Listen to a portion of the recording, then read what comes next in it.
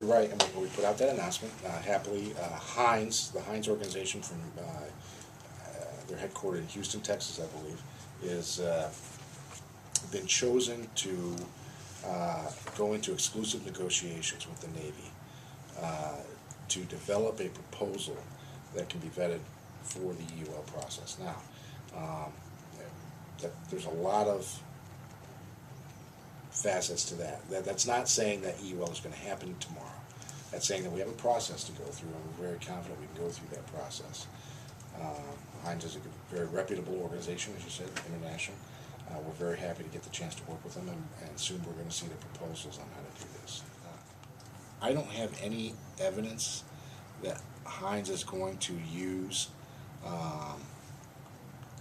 exclusive means that would not be beneficial to St. Mary's County. I know that there's a lot of local interest in how that happens. Heinz was the one that is going through a very specific process of what's in the best interest of the Navy that was chosen to do this. We'd have to ask Heinz how much local interest they're going to use in making this happen. I would suspect, and I have no evidence to this, we are not even in the point where we're even ready to put any pen to paper on anything at this point. But I would suspect that there are opportunities to leverage things that are the negotiation process that we're talking about right now. As I mentioned, this is the start of a process of which we have not even put pen to paper yet. Is that they are required, and this is under Title 10, the U.S. code that governs military, that they do a payment in lieu of taxes, and that the normal tax waivers that sometimes occur for federal property are not in place for an enhanced use lease. So they are required to provide local support, and that'll be part of that negotiation process, the exact parameters. I personally have been very deliberative in this, not talking when the time wasn't right to talk, and then trying to say the right things to make sure that all parties who have an interest in this know that their interests are being respected. We're about to, very soon, to meet with the Heinz organization. Now, my contemporaries that work at the Naval Facilities Command, which is in the Washington, D.C. area, that is in charge of providing the systems infrastructure support, and we'll be working with very closely to make sure that the Navy's interests go forward, have spoken to them. And they're the right people to do that.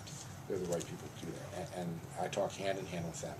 So I haven't individually, the Navy has. The next step is we're soon to, date to be determined, to do a kickoff and look at proposals and see what, very preliminary. I don't know what the date is for that. We're starting to talk about that. We're going to look at the proposals and see what Heinz has come up with to find out where we go from here. All very preliminary at this point. Don't know what the proposals are going to be at this point. We do not have a specific proposal at this time. The decision to pick Heinz was through a process that evaluated many factors, including the viability of the company, the nature upon which and the parameters upon which they would base a proposal, some of the company concerns that they enunciated, all of which are proprietary factors that I really can't go into at this point. But it was a process that was looked at very carefully from stem to stern, as we say in the Navy, to make sure all those interests are there. Now, so we had an idea that this company could provide a good proposal, but we are not at a point where we have seen a proposal. Well, I guess it depends on what you define as near future. We are going to be looking at preliminaries very soon. We're going to set a date when we're going to have initial meetings with them. I'm sorry, that won't be an open meeting.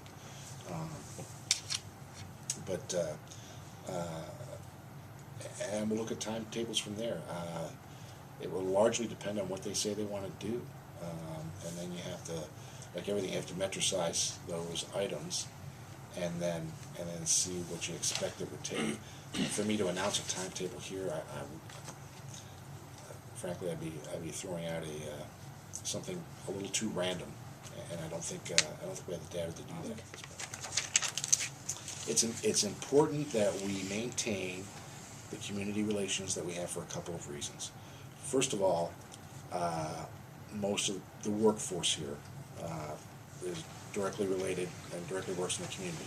We're also the largest employer, obviously, in the local community.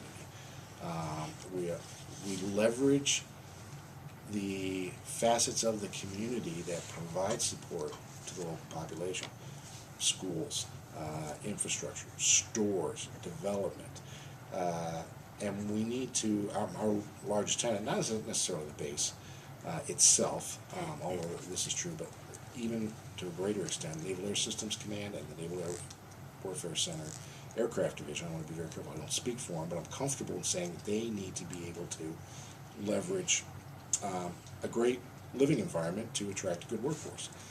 Those are all items that make it incumbent upon us to respect the needs of the local community and their desires to provide a great place to live and great opportunities.